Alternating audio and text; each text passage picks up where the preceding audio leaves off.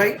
So, Yeah. Lal, should we get started, or Yeah, what is let's your? start. So without much, introduction, since we have introduced in the last time, I will hand it over to you, Sachin, and let's go through it. And just before I hand it over to our good friend Sachin, so I see around 4 or 5 people. So please feel free to ask question in between, right? We want to make it like a discussion as much as possible. And Sachin also would give some breaks in between wherein we can ask questions. So let's make it an engaging discussion, not more of a lecture, but more of like a discussion. So let's keep on asking questions. So please feel free and be ready for that. You can speak up, you can unmute yourself and speak, or you can even write it in the chat so that we can see the questions. Okay, over to you, Sachin. Okay. Thank you, Lal, and good morning to all the Lamkites. I should say, all of you Yes, good morning. belong to Lamka. I hope I am audible, Lal. All good. Yes, you are right. You're good. Okay. So, good morning to you once again. I know maybe an Saturday morning I could see very few of you have taken the initiative and joined. I'm sure a lot of them will join in a while. And we also have our uh, session being recorded. So we will get started now, friends. Uh, and in between the session or towards the end, I will be having an question hour wherein you can raise your questions. However, in between the sessions, if you feel something is not allowing you to progress further and you need to have an answer, feel free to raise your hand. Since I will be in the presentation mode, I won't be able to see you raising the hand. So in that case, you can just unmute and kind of stop me, and we can try to share resolve your query at that moment if I am able to do that. All right, friends. Okay. So friends, good morning to you once again. I am Captain Sachin Kamble. I am an master mariner. I am associated with the shipping industry, that's the merchant marine industry, for the last 28 years now. uh, I had joined the merchant marine industry as an deck cadet, what we call as the trainee navigating officer, and I progressed all through the ranks, and I was handed over my command in 2008, and from 2008 to 2014 I was in command of oil, chemical, gas, and bulk cargo ships on the world trading, that's the global trading platform all across the oceans. So that we call in our terminology as a master mariner, foreign going. Uh, and apart from that experience as a sailor, I was also, and I am now also representing maritime industry into various executive roles, where now I manage a fleet of oil, chemical, and gas tankers globally. While I deliver the role of safety quality vetting head for a shipping organization. I am also associated with the learning and development of the maritime industry, where I do the mentoring for the masters and chief engineers. And it is this passion of mine into learning and development to give back to my maritime industry and to everyone wherever best I can give and share my experience as a mariner. I am using this platform thanks to my good friend and my cohort Lal. He has given me this opportunity, and I'll be very happy to share whatever I can from the maritime industry and guide you, help you guys see yourself making a mariner and see the various career options in the maritime industry. So, as we get started, I would be sharing my screen and we will go ahead with the presentations, friends.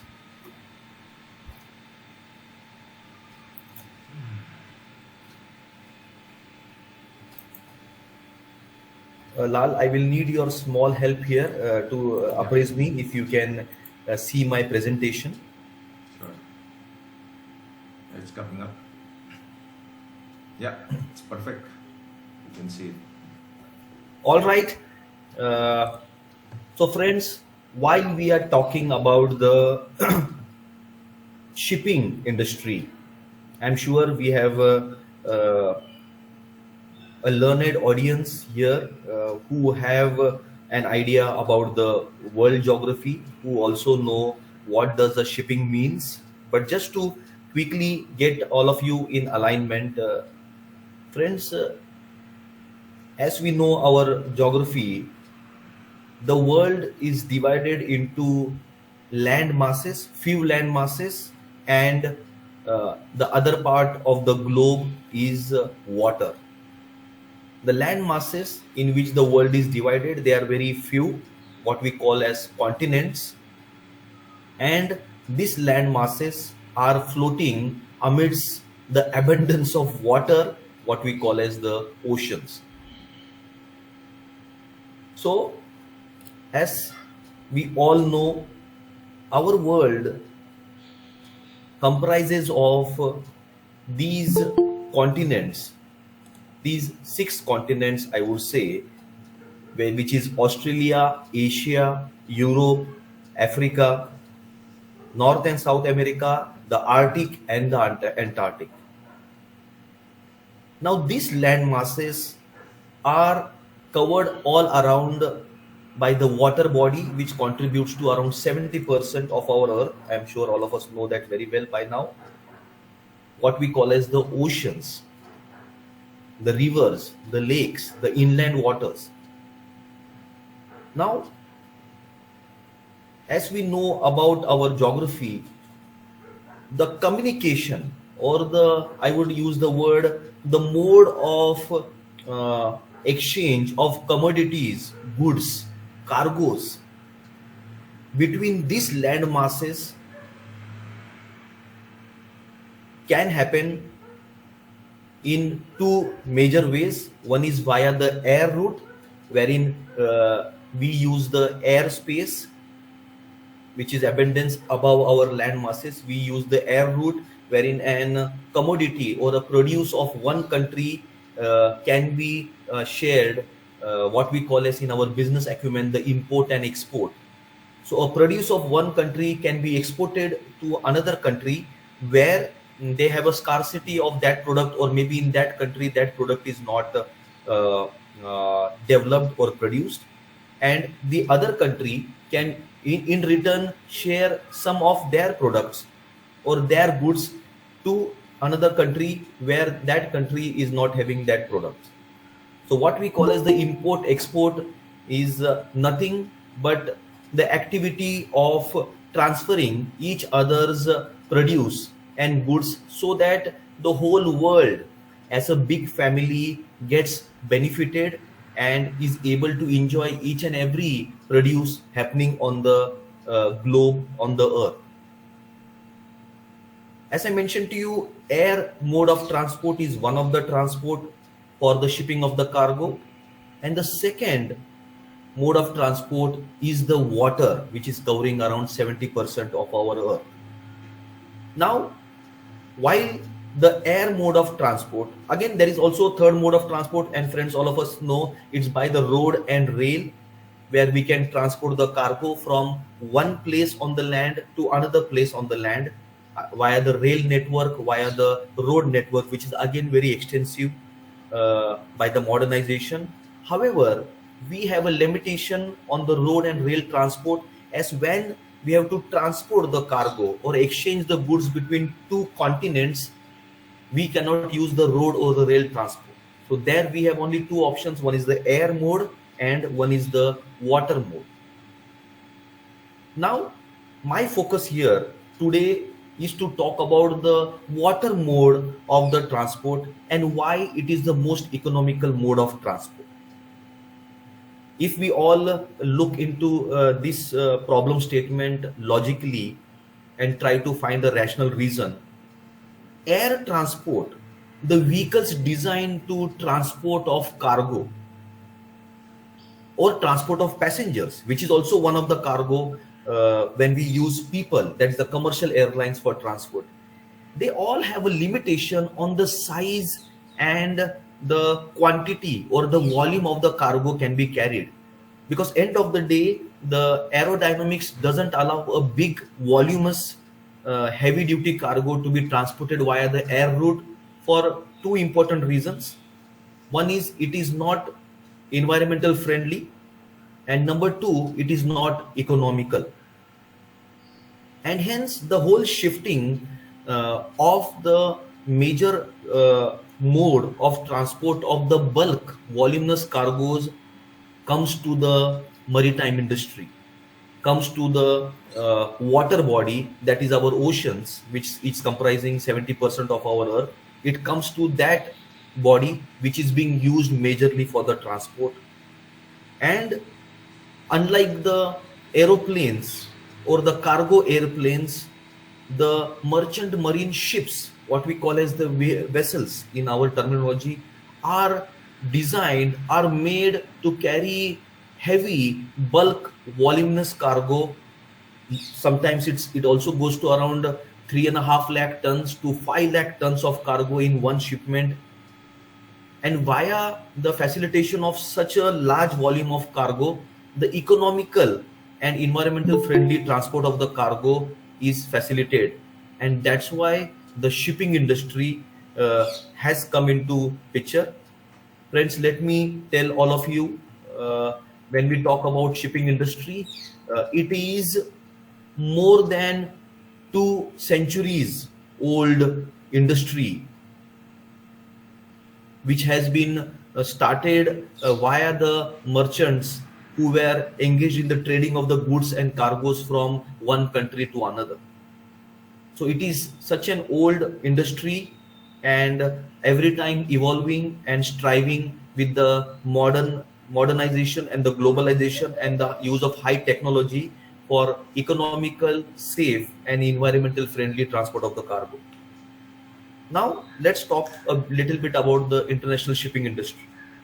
International shipping industry, friends, is responsible for the trade of carriage of almost 90% of the world trade. 90% of the exchange of the imports and exports which happens between the various countries, various continents, is contributed by the shipping industry, that is the maritime industry.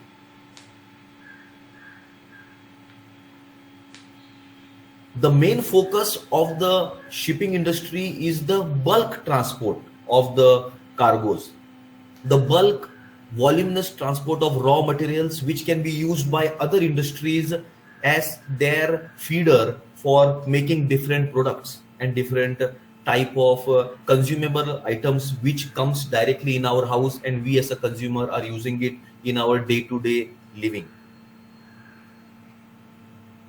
Just to give a brief, across the globe, around 50,000 merchant ships of different size, type, carrying different type of cargoes are designed, and almost they are manned by 1 million of seafarers.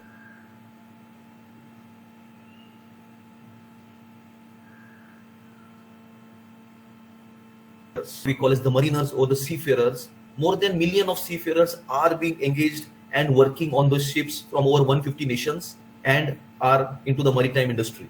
Again, as I told you, ships are very technically sophisticated, high value assets. It's an high capital intensive industry. So the design of the ships, which is designed to carry such a voluminous cargo, if we have to take a high-tech vessel in today's 21st century, to build one vessel, it almost cost around 200 million US dollars. And once she starts getting into the trade of cargo, with the amount of cargo, again depends on the type of the cargo and the valuability of the cargo. Once she is fully loaded, the vessel or the ship becomes an asset somewhere worth to around 600 million to 800 million US dollars. That's the level of cargo and the asset which we manage as mariners, as seafarers. So that was a small brief about what is shipping industry and how we are engaged in the trading and how we contribute to the world economic trade. Let's go further quickly, friends, to just touch base upon merchant navy. So let me make it clear to you from the beginning to all of us here in our audience. Merchant navy is distinct from the defense navy. The defense navy, or for within our purview of our country, the Indian Navy in India, the primary focus of our Navy, Army, and Air Force is to protect our borders from the enemies, to support the nation in the calamities, in the crisis situation. That's the main purpose of our Indian Navy. Merchant Navy, the main purpose is for the trading of cargoes in bulk via the sea route. So Merchant Navy is, I would say, second line of defense for our Indian Navy. Like, we don't go out at sea to fight or guard our borders.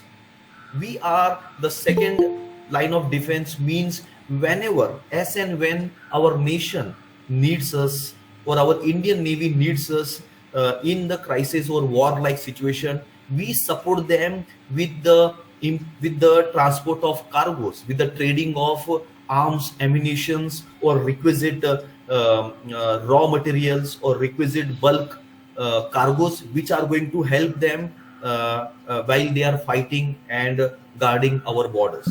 So Merchant Navy is the second line of defense and purely engaged in the economic trade of the world. How does Merchant Navy earn money? So very simple calculation, friends. Like any other shipping services, what you have seen on the land, the land-based shipping and logistics organization, if you see, the primary function of any shipping and logistics company is the safe, economical, and timely delivery of the cargo from one place to another. So when the ships out at sea timely, safely, economically, and environmental friendly deliver large voluminous cargo from one country to another, engage in the import export between two businesses from two different countries, what we earn is the freight of the cargo. Now freight in a layman understanding is something, in order to carry that cargo, we charge the businesses a certain amount for per kg or for per ton of the cargo, and this amount which is being charged is called as the freight of the cargo. So it's the freight which gets the earnings or revenue for a shipping industry, and from this freight the whole capex expenses, the operational expenses are being recovered, the technical upkeep of the vessels is being recovered, and then the profit margin is being shared with all the stakeholders. So we as mariners and seafarers come under the operational expenses, where we are very well remunerated via salaries, which is in foreign currency, because the trade of the cargoes are happening in amidst the various nations. So you are in foreign waters, and hence the currency in most of the companies for payment in Merchant Navy is US dollars. Merchant Navy contributes a large amount of foreign exchange to our country, and that's why we are every time the preferred employees of the country. So let me give a small example. We as Indian citizen, when we complete our trainings, when we get employed by a global shipping company on their ships, and when we deliver our duties there, they are paying us the salary in dollars, which directly gets remitted to our Indian bank or any bank in India in our savings account, which will be an NRE account, because we are going to maintain an NRI status by having 183 days outside of India for work purpose. And that's why tax-free income is being generated and it is being credited to our account from that foreign shipping company. And when these dollars come to India in our account, that is the foreign exchange which we are giving to our country. So that way we contribute a large towards the foreign exchange of our country. Okay, having given a brief about merchant navy, why young men and women wants to join merchant navy? Again, friends, let me tell you, merchant navy, like if you see any particular area, any particular belt of a country, of a place, or of a state, or of a district, has a particular trend that everyone from that state, district, or that place tend to follow and go ahead in the same profession. If you must have seen a lot of defense people coming from the north, the northeast side, because that's the trend happening in that part of our India as compared to the south or as compared to the west. Similarly, in the merchant industry also, a lot of family traditions, like first generation mariner going out at sea, he sees how the profession brings prosperity, individuality, and a multi global exposure, multicultural experience. And so he or she carries that experience with their family. People get inspired, and then a lot of other young people from the same family keep on joining the profession. Lot of us who are very proactive and who want to take a wise decision in our career, they try to attend such kind of informative career guidance programs or counseling. They go to senior people, they go to the various industries, and then they inquire, and they also join merchant navy. Also, the purpose for most of them to join the merchant navy is purely to get financial stability at much more younger age. I mean to say, friend, as young as 18 years, you are ready to join merchant navy. Once you do your trainings, which varies from a 6 months to a 3 years program. After your trainings, you clear your exams and you are certified by the Indian government, and the power given by the Shipping Ministry of India for this certification is the Director General of Shipping, DG Shipping, what we call as. We all get certified after this training by the DG Shipping that you are eligible to be working on the ships in the foreign waters as an merchant mariner, either in the capacity of a rating or in the capacity of an officer or an engineer. Lot of our young people, and I'm sure all of you are also aspiring to travel various countries, meet new people with new culture, and make new friends. So that also becomes an purpose for lot of the youth today to join merchant navy. Now, as we have spoken about merchant navy, shipping industry, let me give you a small brief about the Maritime Training Institutes. So, unlike we have universities for technical education, universities for medical studies, universities for commerce, accounting, hospitality studies, similarly, for the maritime industry, we have Indian Maritime University. Indian Maritime University has accreditations, has approvals for certain maritime training institutes across India and across the globe also, where this maritime training, what we call as universities or colleges and institutes, they are approved by the Director General of Shipping to impart and to educate seafarers who are willing to make their career in the merchant marine industry, and we call these institutes and colleges, universities as maritime training institutes. So I will just briefly introduce you. One such institute is Training Ship Rahman, which is 113 years old maritime training institute, DG approved, and it is placed in Nhava Sheva, Raigad, which is closer to the New Bombay for all of you. So very closer to the Mumbai, around 32 kilometers from Mumbai. We have this institute where we conduct all the Director General of Shipping approved maritime training courses and programs which enables any academician, any layman to certify and to get accreditation as a certified mariner, seafarer, officer, or a rating, and they are ready to join the ships. Like any other uh, university or a campus, all the DG approved maritime training institutes will have a placement cell where we invite global shipping industry leaders, the ship managers who manages the ship, and the ship owners who have their ships on the global trading across the world. They come, and there is an in-campus selection of the officers, ratings, engineers.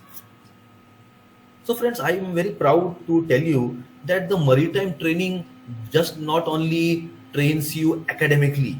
These are on the job trainings. These are trainings on the defense background, which makes you an better organized and disciplined individual. So all your life survival skills out at sea, apart from your academics, are a part of that training. I mean, say right from maintaining your own cleanliness and hygiene in your room till solving the biggest technical challenge which can come your way. All the levels of trainings happen when you are developing yourself as a rating or officer or an engineer in merchant navy.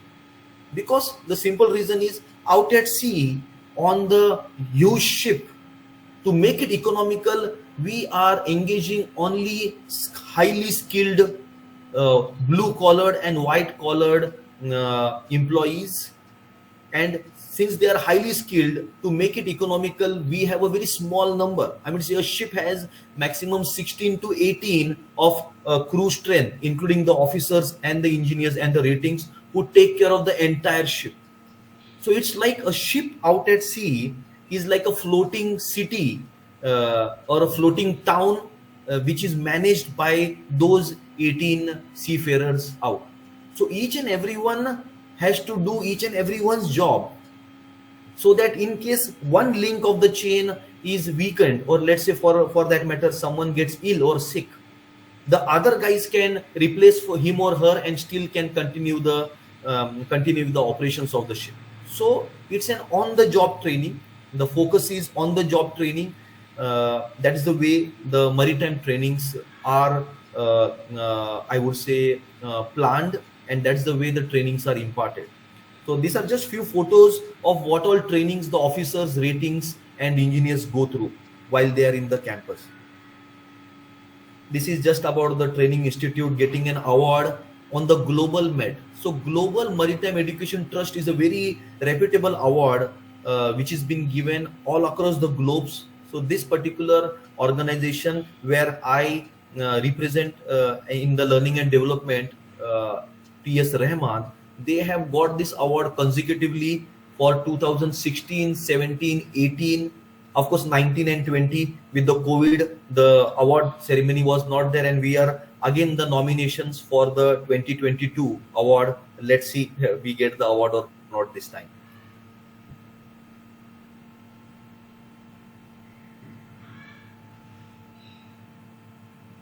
Let me quickly of the training institute, how a typical campus looks like, which is being built in a 26 to 30 acres of the land. So I will just share a small video for your.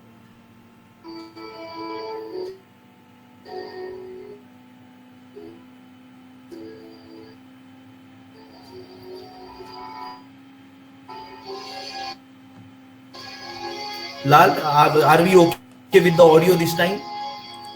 Yes, yes, Sachin. Audio is there, but the video is slightly lagging. It's okay. You can still watch it.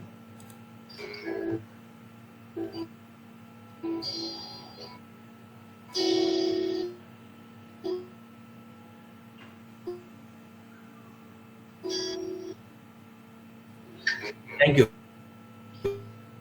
Thank you, Lal.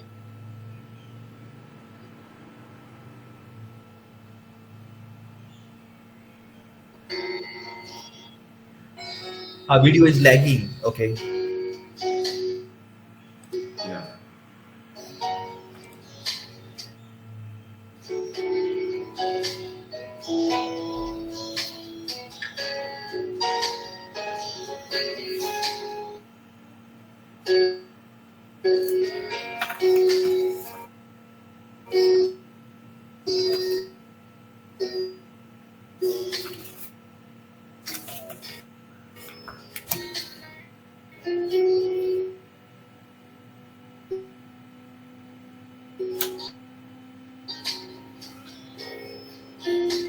All the faculties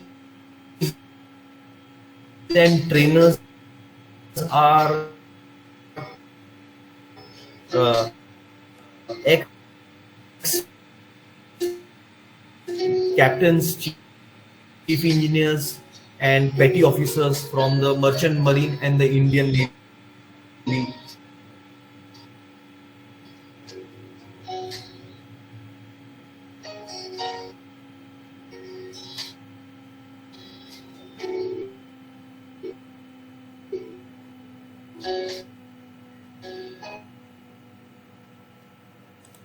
Okay, I guess Sachin, the network is not able to handle the video, I guess. It's getting stuck a lot.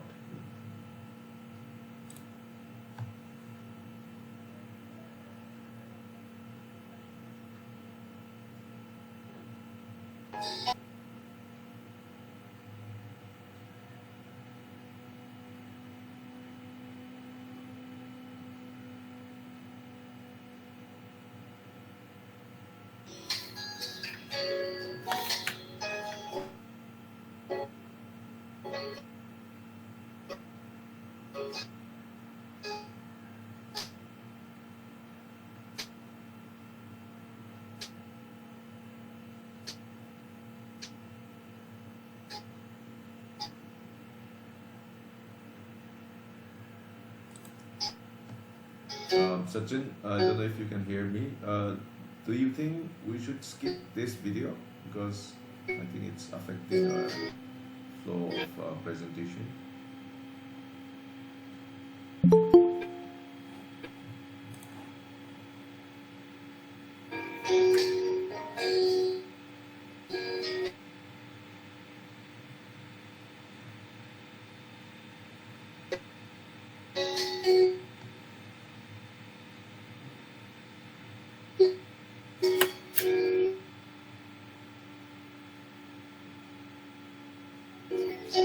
Of the and so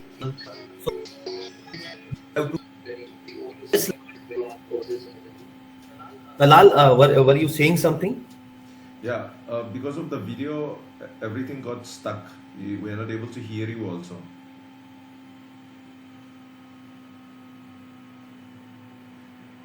Okay, let's just wait for Sachin to join back. Yeah, hi Sachin. Am I audible now? Yeah, now everything is fine.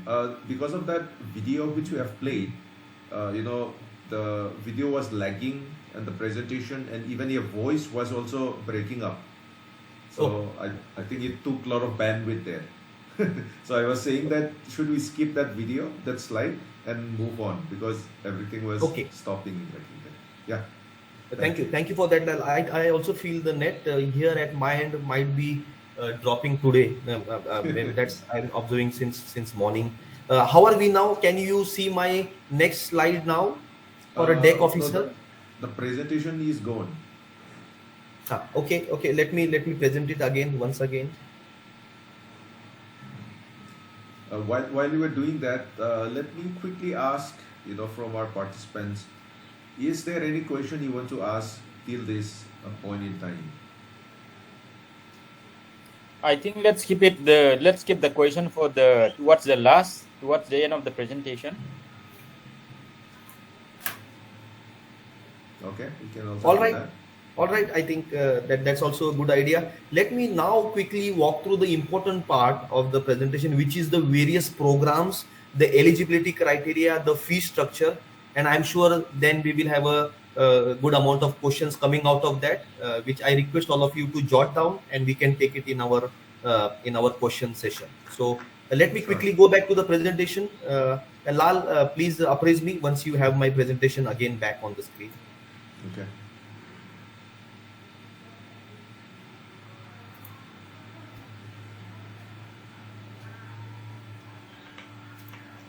It's coming up. Yes, I can see now.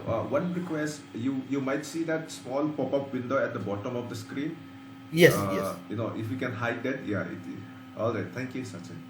Thank you for that, Lal. It just missed out. Are we good now, Lal? Yes. Can all of us have the full screen? Can you see the full screen now? Yeah, everything is perfect. Yes, yes. Please go ahead. All right, friends. Let's come to understanding now of the various programs which the maritime industry offers for all our aspirant youth, and what are the various ways of getting into the maritime industry. So first on the screen, as you see, is the deck officer DNS, which is a 1-year program. Now so on the ship there are three departments, friends. One is the deck, one is the engine room, which is the engine department. The deck department is about the administration, cargo work, and the communication. That is the deck department's responsibility. Engine department's responsibilities is taking care of the engineering support for the safe and economical running of the ships and its various machineries. And the third is the catering department, what we call as the hospitality department, which takes care of the health, hygiene, food inside the accommodation or inside the ship to all the people who are staying on board the ship. So let's talk about the deck department first. So to enter into a deck department, there are two ways in which we can enter. One is you can join in the deck officer category, and the second is you can join in the deck rating category. Deck officer, again there are two ways of joining as a deck officer. One is by doing an diploma in nautical science, which is a 1-year program, a total 12 months residential program, which gets you eligible to join the shipping industry, to join the ship in the capacity of a deck cadet, or we call as the trainee navigating officer. And after joining that, you have to complete 18 months of a sea time, which can be divided into one ship of 6 months. So you do 3 ships, 3 contracts of 18 months as a deck cadet. Then you become eligible to go for the second officer exams, which again all the exams are conducted by the Director General of Shipping. As all of us know, we have the various academic boards, the CBSE board, the state board, the international board. Similarly, for shipping industry, we have something called as STCW across the globe, what is Standards of Training, Certification and Watchkeeping. Guided by the global platform, because it's a global industry and everyone's trainings and learnings are the same across the globe. Guided by that platform, each country has their Director General of Shipping, which gives guidelines, and they are conducting these exams when they certify you and they give you the license to sail on the ships, either coastal ships or the foreign going ships in various ranks. Now, deck officer is one such rank which you can join. For this program, the academics are 10+2 with PCM. 60% should be aggregate from a recognized board, or you can be a BSc student also with physics, chemistry and maths, or with, if you have taken electronics in BSc, then physics should be the individual subject. Again, the marks there, the score should be 60%.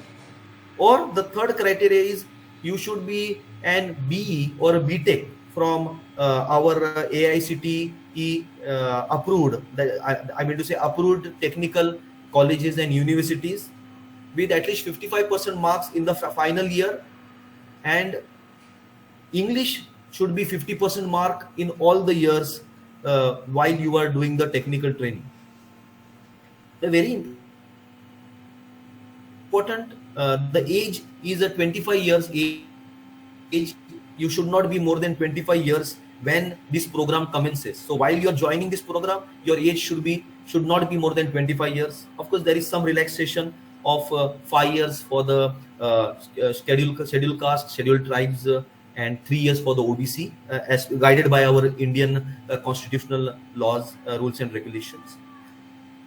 For a deck officer, friends, very important is to, since we will be navigating, we are navigators. So a very important criteria for deck officers who are in charge of the safe navigation of the ship is their eyesight. Your eyesight has to be 6/6. If you go to any of the optician or any of the eye specialist, when you tell them I want to do 6/6 test, they know very well what is that test, and then they will help you. They will evaluate you whether you are passing that test or not. So the eyesight should be 6/6. In one eye, 6/9 is acceptable and allowed in on a case-by-case basis. But 6/6 is the criteria. Number one. Number two, in your eyesight, we have something called as color blindness. If most of you know, very nice. If you don't know, please Google. Color blindness means you should be able to identify each and every color without any confusion or without any what you call efforts. So that is again a color blindness test, a very basic test, nothing big, nothing to worry about. So once you clear these two tests of eyesight, technically you become eligible to go for any of the deck officer programs. So that's an important filter which we should keep in mind. Apart from that, there are some physical requirements. I would say not much stringent. Any average built healthy person will be able to do those physical endurance tests. We have a very strict medicals. Again, on the defense line, the medicals are happening by the DG approved, that is Director General Shipping approved doctors only. So you have to go to the medicals there. And once you clear your online written exams, again the online written exams are purely I would say MCQs, multiple objective questions, which is 100 marks of exam. Within certain time you have to give that exam. Once you clear that exam, then you are called for an viva, and once you clear that viva, then under the DNS IMU, Indian Maritime University purview, you will be introduced to a shipping company who will sponsor you, and once your sponsorship is done by the company, then you will start the program and start the training, which is a 1-year training. The fees for this program right now, while we are having the webinar, is around 3,95,000, which has to be paid for the 2 semesters. So there are 2 semesters, 6 months, and you have to pay in that entire 2 semesters 3,95,000 of your fees. Now that is for a deck officer diploma in nautical science. That is one way of entering into the shipping industry as an trainee navigating officer, or we call as the deck cadet. Let me go further. Under the deck officer, there is also one more route in which you can be on the deck side by doing, instead of doing 1-year diploma in nautical science, you can do 3 years BSc nautical science. Now for 3 years BSc nautical science,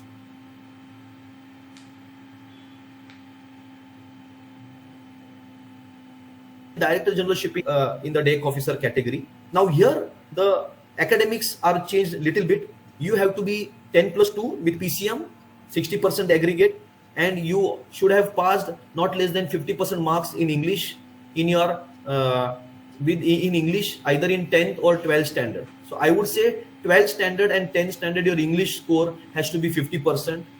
The focus is on English because in the global shipping industry, English is the maritime language of communication. So your command over written, spoken, and understanding of English has to be demonstrated.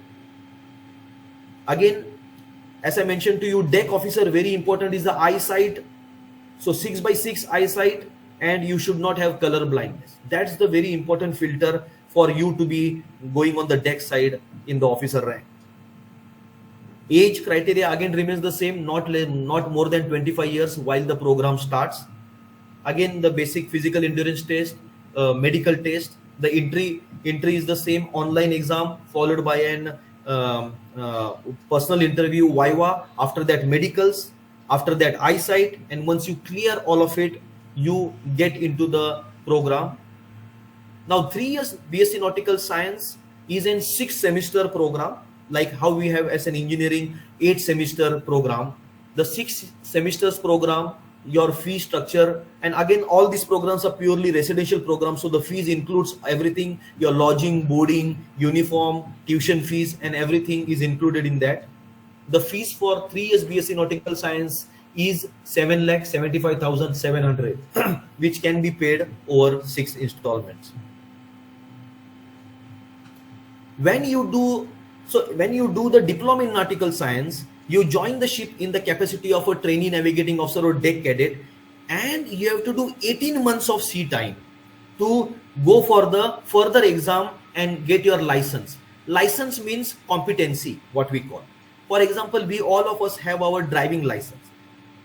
As per the test which we have given and passed, we get driving license for gearless or geared two-wheeler, or we get for the LMV, light motor vehicle, or we get for an HMV, heavy motor vehicle.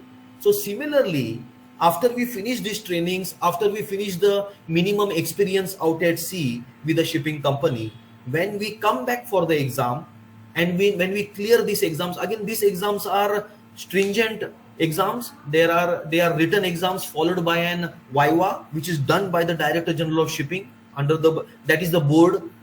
I can call it as a board for our maritime education.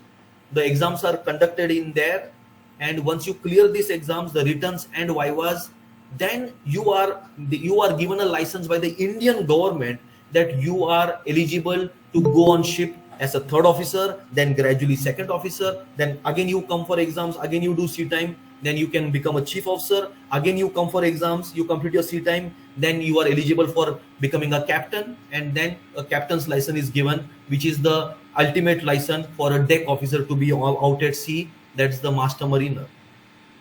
So as and when you keep on giving your exams, completing your sea time, you are getting the license to go for a higher rank and higher position, and accordingly your pay package, your salary, which starts from $500 to $600 as a deck cadet, it goes up to $15,000 when you become a captain or a master mariner. Just to share with you the salary, how it keeps on progressing as you progress in your rank. Now friends, that is about the deck officer. 1 year diploma in nautical science, 3 years BSc in nautical science.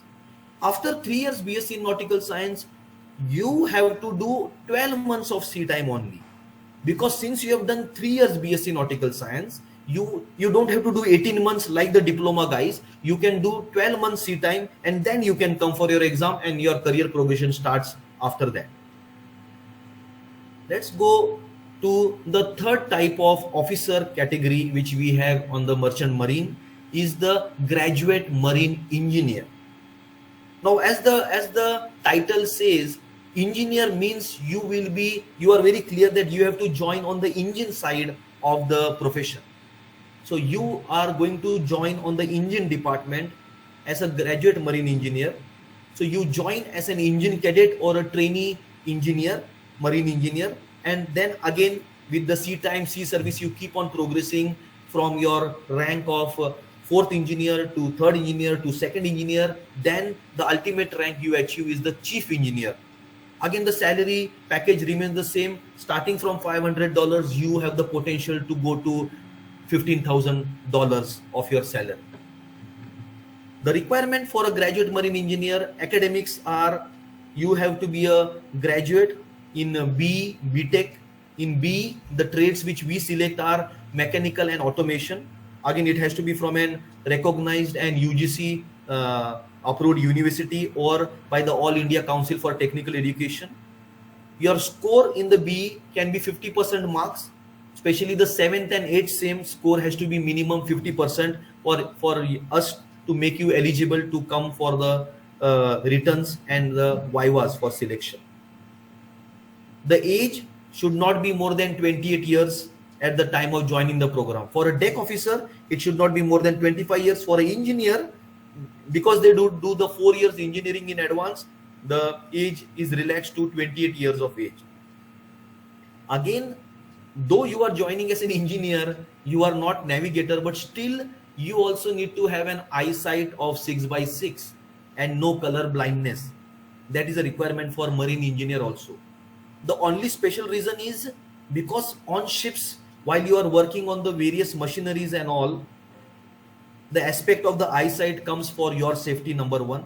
Number two, color blindness again is the various signals and alarms which you will be taught, which are very important for your survivability of the sea. You should be able to identify the various different colors. That's why the color blindness test is also very important for the marine engineers.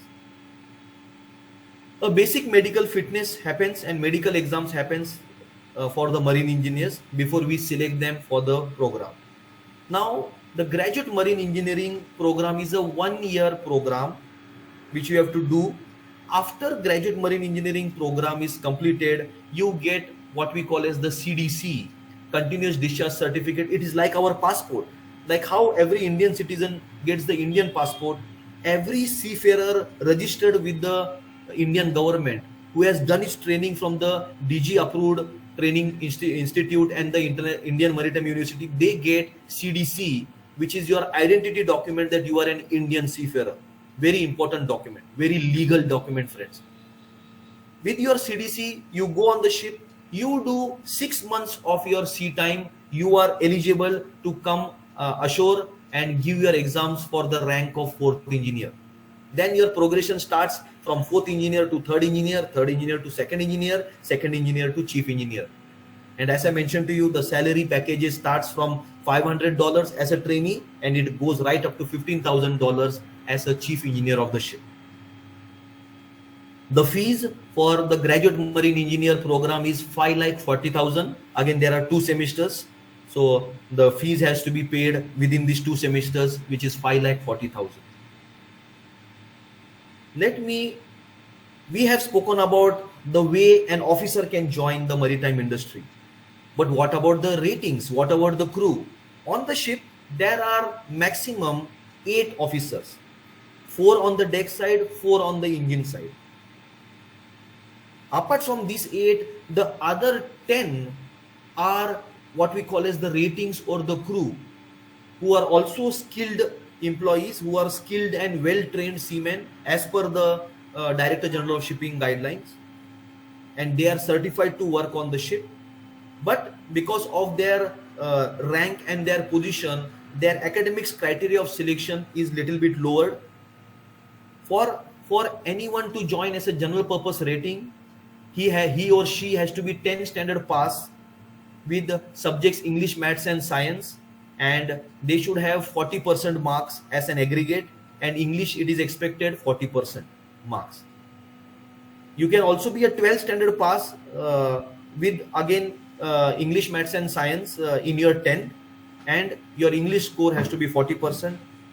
For the general purpose rating, there is one more eligibility criteria which has been given by the Director General of Shipping, that you can be after your 10th, if many of you have gone for your ITI course, fitter, machinist, mechanic, welder, turner, which is approved by the Director of Vocational Education and Trainings or the National Vocational Training Board.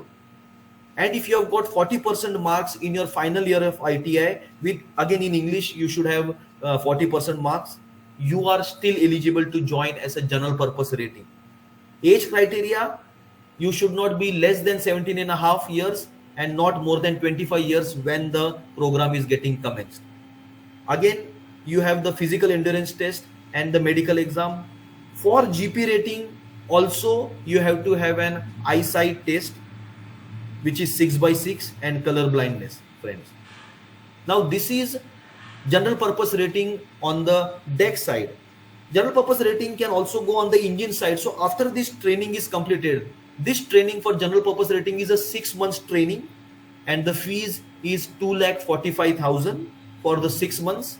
After this training, you join the ship as a trainee seaman, and then your salary starts from $400 to $500 as a trainee seaman, and then gradually you keep on progressing. What is the progression of rank, what it is, I will show in my next slides. General purpose rating has two options once they complete the training. They can either go to the deck side or they can go to the engine side, whichever side they want to join in the shipping. Both the options are open after you finish the training. So you can select which side you want to go.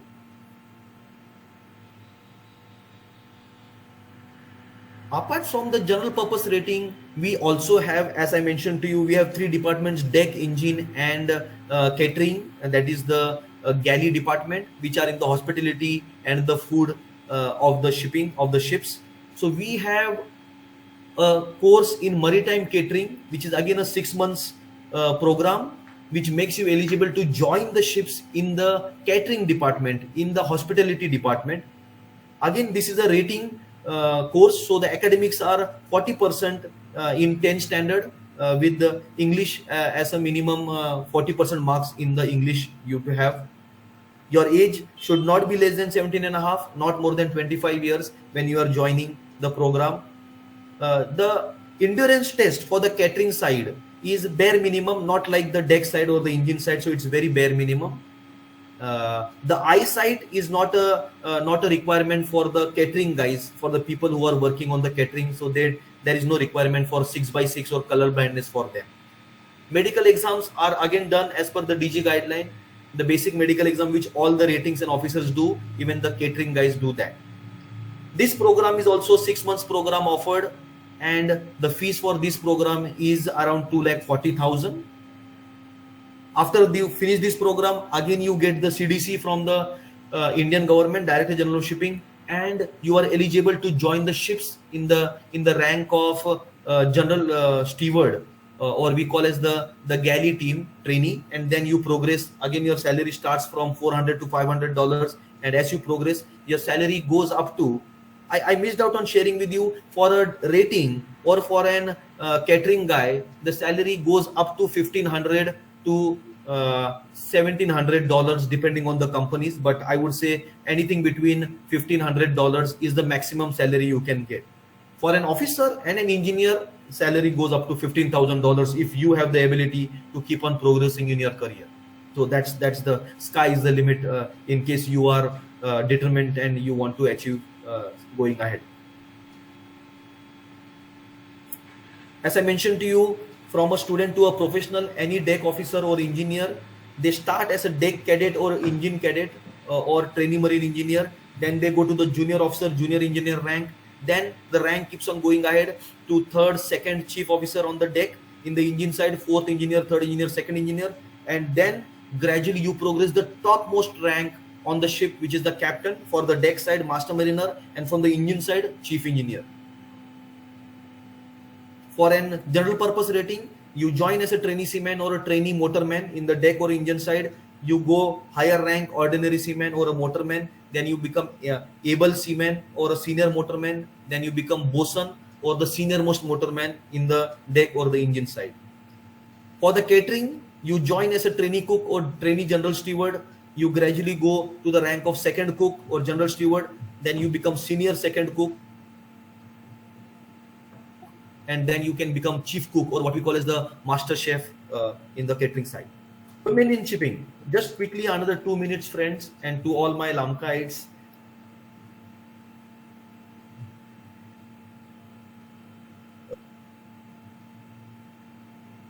Limitation is quite humble. It is just around 4 to 5%.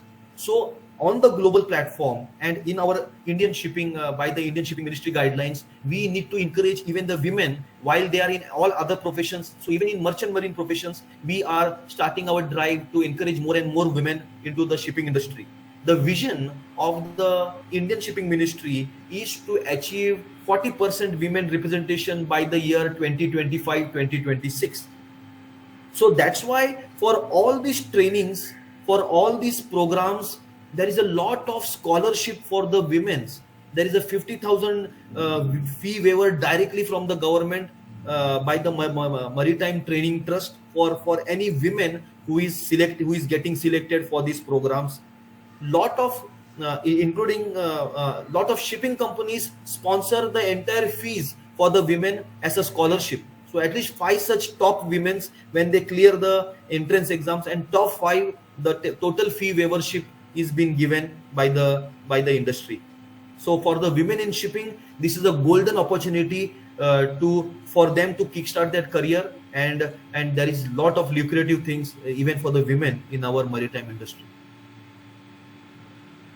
Since the video is an issue, otherwise I would have showed you this video, how a typical day in the campus starts at morning 5:30 and goes right up to 8:30 in the evening before we all go back. Of course, the day is scheduled between academics, practical training, your physical training, your survival at sea. The entire day is divided into the 4 parts, apart from your small breaks and rest in between.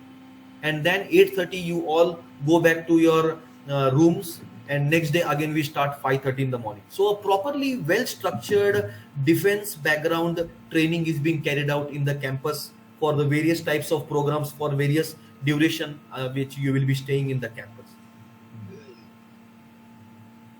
Again, right now while we are talking, gentlemen, a good amount of females are also there in these programs, various programs. We have a ratio of 15% women right now in our various maritime training institutes. And as I told you, it's a shoulder to shoulder gender equality which we all are promoting. So maritime industry is also not lacking behind. That brings me to the end of our discussion and my small sharing of the career in Merchant Navy. I keep the platform open for your questions, and I am ready to take your questions, friends. Yeah, thank you so much, Sachin, for the presentation. So we'll have a quick, question and answer session, and we'll proceed like that. Yeah, so it's open for questions from anyone. I also do have some of them, but I will, open it for our friends first. So anyone who has question, you can unmute yourself, or you can put it in the chat and ask. All right.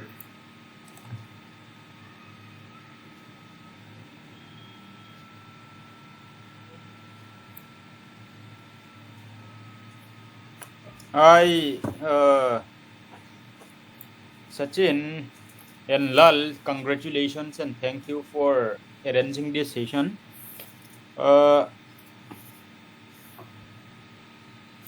I just for the sake of I mean for other audience, the industry has been very exciting. I mean, it's like once upon many kids would have dreamed, including myself, to get into this profession. But I mean, as Lal might have said, because of lack of opportunity, lack of information, being we are coming from very far back, very backward region, we don't have such kind of opportunity when we were very young. When we are able to decide what career choice we can make. But I'm putting this up for people who might be still thinking of going to the profession, but also for myself. What is the possibility of entering into this profession in the support function? Say, for example, everything the merchant shipping is not about sea, right? There would be some support function which also would be required in the administration. Say, for example, in the learning and development functions. Then there would also be something on the human resource management, which doesn't require people to be present in the sea all the time. Then we also have something on many other areas, like any possibility for lateral entry for people who have who mostly from people coming from the other industry or other background. So that if you can shed some light. And I think some of the questions were already answered by your very presentation. I mean, in terms of career progression that you have just mentioned, I think all that has been answered. Then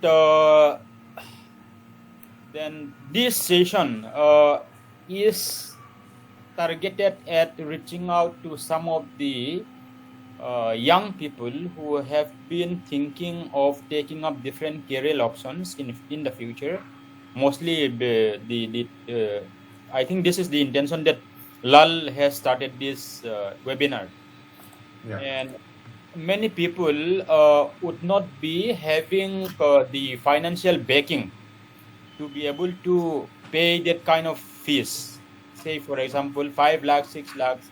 I mean, forget about lakh, which we never had in our life, like even 10,000 rupees to arrange for fee. I think it's a big amount for many of us. So in that, what are the possibilities of getting loans, or maybe something like any support system which might be already in place, like in terms of fellowship or scholarship constituted by the industry or within the industry itself, or maybe by the training institute itself. So if you can shed some light on this. First is the lateral entry possibilities. Then second is the possibilities for scholarship and getting financial support backing for young people. Thank you. Thank you for the wonderful session. Thank you, MK. I hope I can address you as MK if that is okay with you. Yeah. So Yes, I make it very simple for colleague to address me as MK. So yes, yes. Because till date, I have been with Lal for almost now a year in our program, but I am not able to pronounce his surname still so clear, Hauzel, or I'm not able to do. So I just call him I'm Lal. also Lal. I'm also Lal. So having that that understanding of pronouncing it rightly, the difficulty of that, I make it very simple. No life. If you make life simple, so you make others people's life simple by asking them to call MK. So thank you. Thank you, MK. To answer your queries, are there opportunities for a lateral entry? Tremendous opportunity, MK, for a lateral entry. That is see, shipping industry gives the jobs on the ship, that is just 25%, which is on the ships. But the industry itself is so vast. I mean, say it's totally a shipping and logistics, which we do in the shipping industry. So the shore support office, we require people from commerce background for the accounts part of it. We require people from the secretarial practice backgrounds for the administrative part. We require people from the human resource background for the marine HR. We require people from the IT background. We require people from the engineering technical background for the automation, or any kind of support for the safe and efficient running of the ships out at sea. So to answer a question, there is a lot of opportunity for lateral entries, MK. However, having said that, the preference also for lateral entry is normally given to someone who has some shipping background or some shipping knowledge. Of course, now when we talk about accountancy, we don't have accountants on the ship. We don't have a commerce, like commerce people do join, but they join as a rating or as a catering. But anyone who is in BCom or a MCom graduate can come into the shipping, understand the shipping accountancy, and they can be on the shore support role, taking care of the accounts, taking care of the import export of the commerce part of it. So there are a lot of lateral entries possibility. Even I would like to say, people who have a shipping background, who have done their training like BSc Nautical Science, DNS, ratings, and they have sailed on the ship for 4 years, 5 years, and now they don't want to go out at sea. Maybe they are tired, or they feel that I don't want to be out at ship 6 months away from my family. They also get a lot of chance to establish themselves in the shore support role, in the various roles as per the experience which they have gathered. So we have a lot of opportunity for a lateral entry, MK, to answer that question number one. Question number two, the amount of fees which these programs have, I do agree. The whole focus of these programs, gentlemen, are to cater to that middle class, lower middle class, respectfully, I would like to use the word, that category of people who have the will and determination to make something big in life, because that is what we require. Those type of people who can be out at sea, who can be ready to be away from their family for 4 months, 6 months, and make their livelihood and make their life prosperous and go ahead in life. So to support the requirements of the training, the financial requirements, we as institutes have tie up with various banks, and we will be guiding you for an educational loan. Again, these are education loans which are being provided while the trainings are happening. You don't have to pay the loan. Your repaying of the loan only starts once your job is secured and once you start earning. So that arrangements is very much there, and the payment structures are also made in the installment basis, semester wise, so that at one go you don't have to make the entire payment. You can make it in parts, and you are very well supported by the banking institutes with whom we have a tie-up to facilitate the educational loans for any students if they need. Sachin, this the fees that you have quoted here, is it Yes. for specific for traineeship Rahman, or it's it's in the same range if we go to, or if anyone goes to other training institute? A nice question, Lal. So the figure which I have given right now, it's the traineeship Rahman's figure, but more or less the industries, other approved institutes will be having in the same range, just maybe 5,000 to 10,000 up and down. It should be there. Maybe some of the institutes can also have an higher fees depending on what all other infrastructures they are providing to the students. As I told you, the whole fee structure includes your entire lodging, boarding, tuition, uniform, everything. Once you are inside the campus, everything of yours is taken care in these fees. Okay, one follow-up question. So, anyone enrolling for these courses, it might be 6 months course, or it might be the BSc or the diploma. How often, or like, what is the range of placement when they finish the course? Is it possible that someone completed the course but is not eligible enough to be hired, and they cannot pursue their career? How often does that happen, or does it depend on the institute, or it depends more on the capability of the person? A very valid question, Lal. As any professional qualifying requirements, after the training, we make the student eligible, capable of getting ready to go out at sea in that position. However, it's up to the student to ensure that he has to pass the written exam as well as the viva, which is conducted by the Director General of Shipping. That is our authority. They conduct the exams, and each and every student after completing the training has to clear these exams. The probability of failing in these exams is only 5 to 8% with my experience of the industry. But having said that, even if you fail in the first attempt, we are giving you a provision of a second and a third attempt to clear the exams. Once you clear the exams, then the next criteria is about your placement.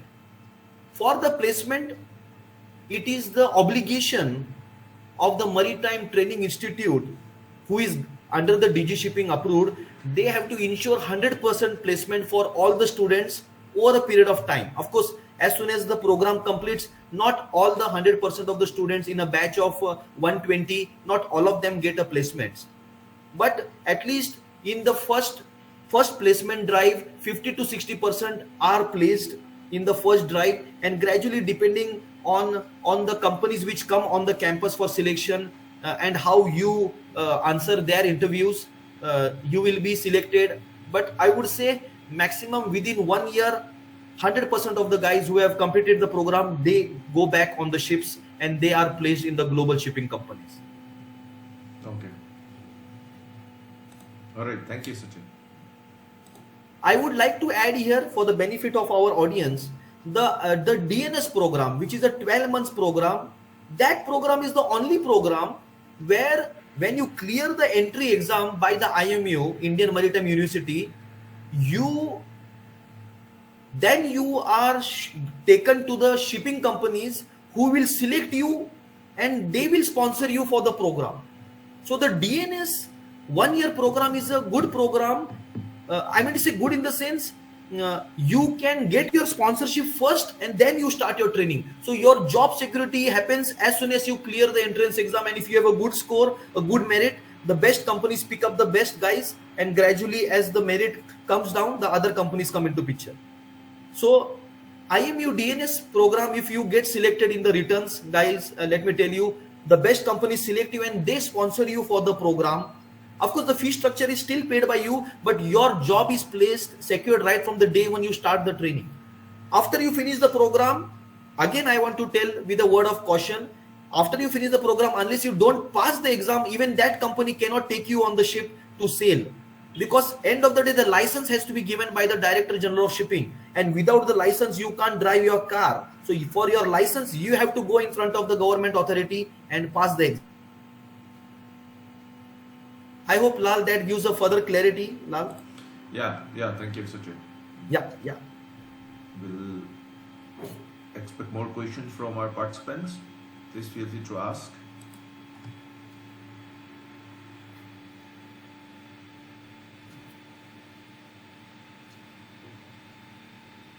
For the benefit of our audience, Lal, of course, you can anytime, I will share with you the website and the contact numbers. I will just enlarge my screen where they can have that website whenever they want to visit the website or contact anyone. So I will give the contact lines number on the website so that they can go there and inquire if anyone wants some more information. Lale, why bangan ya tua lamka March lamka nesto rami bol le kuka March 24, 25 lamka youth summit March 24 and March 25, which will be Saturday, Friday and Saturday. Captain Sachin, we are planning to have something called Lamka Youth Summit, which will be a gathering of many young people across the district, from villages and from towns, all young people coming together. I mean, who are aspiring to do something in their life. So there will be different sessions that we are planning. So like entrepreneurship, then there will be several parallel sessions which will be an opportunity to get some kind of skills and maybe some kind of knowledge which they can act upon after this session. So if there can be some arrangement to disseminate this kind of information regarding the admission, some kind of like admission drive kind of a thing. I don't know how that is the possibility. Maybe if one of your institute, Maritime Training Institute, can designate or send a person, or maybe designate a person who is already there with some of the admission material. Maybe they can set up some small table there too, just for display. And people who are wanting to get more information can inquire over the person sitting there, or maybe through phone calls, or maybe through some numbers. I don't know how to do it, but maybe that would be a big opportunity if we can set up some stall, no? So to disseminate this kind of information and scholarship opportunities.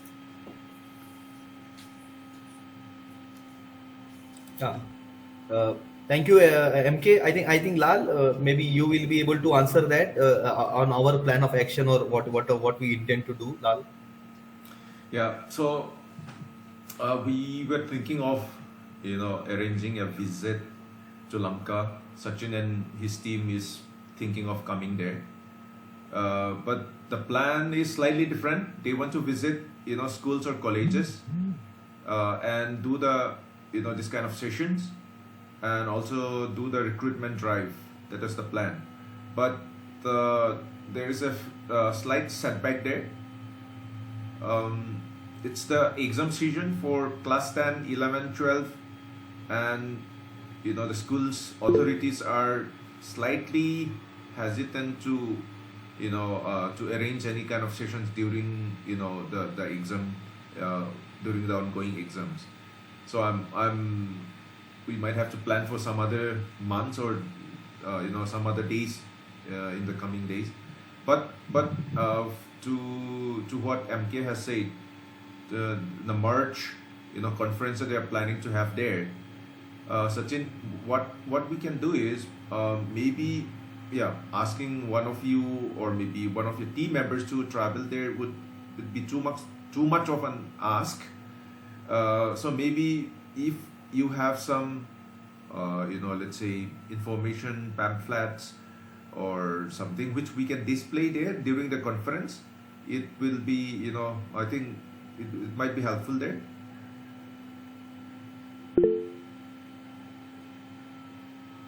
Yeah, March 24th and 25th.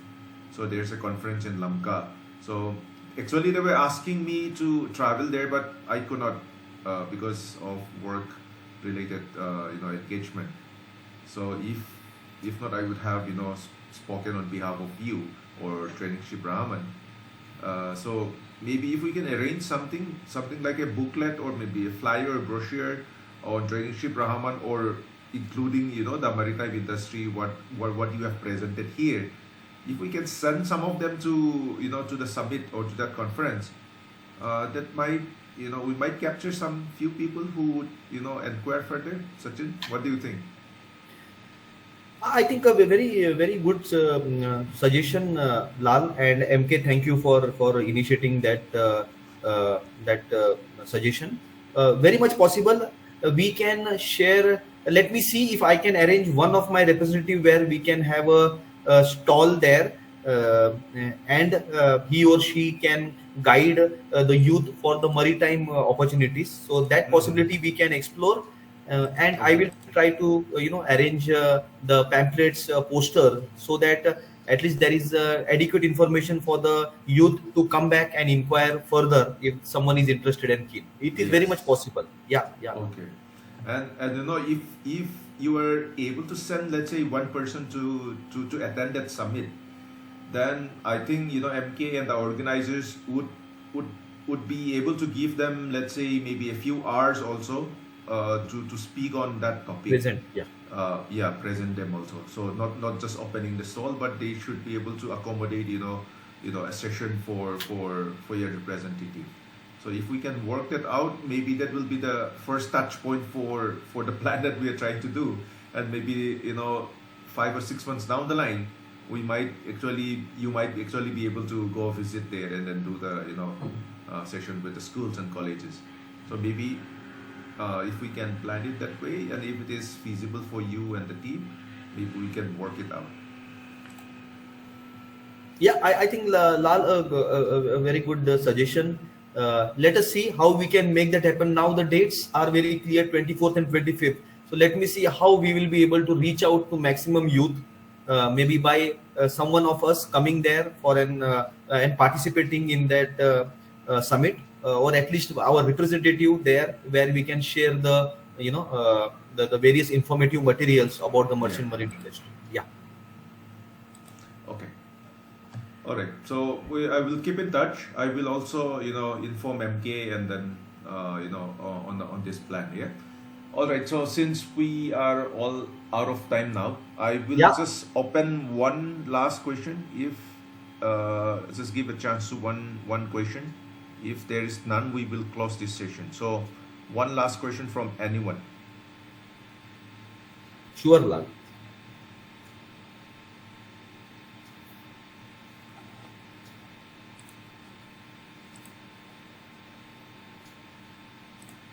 Anyone anyone want to ask any question? I see how Minloon is there, Maloon is there.